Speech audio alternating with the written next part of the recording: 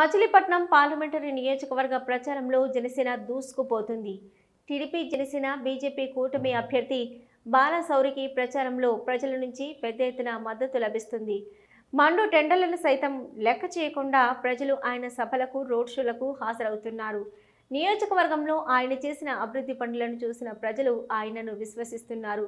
దీంతో ఈసారి ఎన్నికలలో కూడా మచిలీపట్నం పార్లమెంటు నియోజకవర్గం నుంచి ఆయన ఎన్నిక కావడం ఖాయంగా కనిపిస్తుందని విశ్లేషకులు భావిస్తున్నారు. ఈసారి టీడీపీ, జనసేన, బీజేపీ కూటమి అధికారంలోకి వస్తేనే తమ జీవితాలు, తమ నియోజకవర్గం బాగుపడతాయన్న అభిప్రాయం ప్రజలలో వ్యక్తమవుతుంది.